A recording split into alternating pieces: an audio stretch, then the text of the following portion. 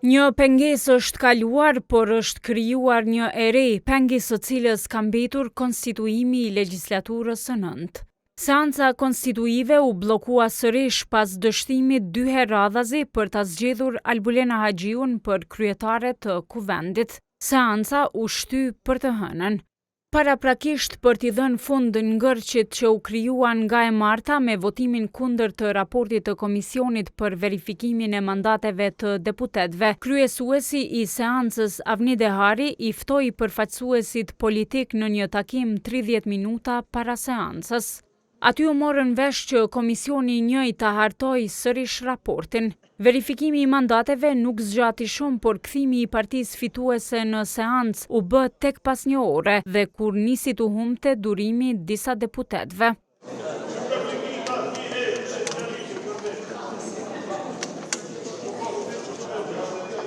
Pas kthimit në seancë, kryesuesi i komisionit ad hoc bëri rekomandimin. Komisioni ka konstatuar vlefshmërinë e mandateve të deputetëve të Kuvendit të Republikës së Kosovës sipas vendimit të Komisionit Qendror të Zgjedhjeve. Partitë deri tash në opozitë ndërruan qëndrimin për ta mbështetur raportin, me që thanë se dorëheqjet e anëtarëve të qeverisë që i kërkonin paraprakisht u evidentua në procesverbalin e mbledhjes së komisionit. Por kur u hodh në votim druhej mes grupeve parlamentare se s'do t'i qëndronin fjalës. Kush është për? Kësisoj edhe ngritja e duarve sidomos e deputetëve të LVV-s u bë tek pasi u siguruan që partitë kundërshtuese deri tash do të votonin pro, pasi që përfaqësues të vetëvendosjes shprehen qëndrimin se nëse nuk ka unanimitet, nuk votojnë për verifikimin e mandateve të atyre që vet i kishin refuzuar. Raporti kaloi. Radha i erdhi betimit të deputetëve. Kryesuesi e lexoi tekstin e ligjvënësit u betua në fund. Betohen.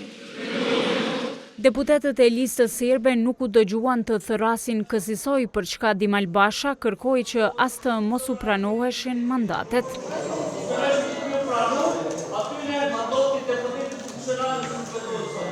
E në nënshkrimin e tekstit të betimit, deputetët e listës serbe u siguruan ta vendosnin jashtë sallës plenare për të mos u kapur nga kamerat.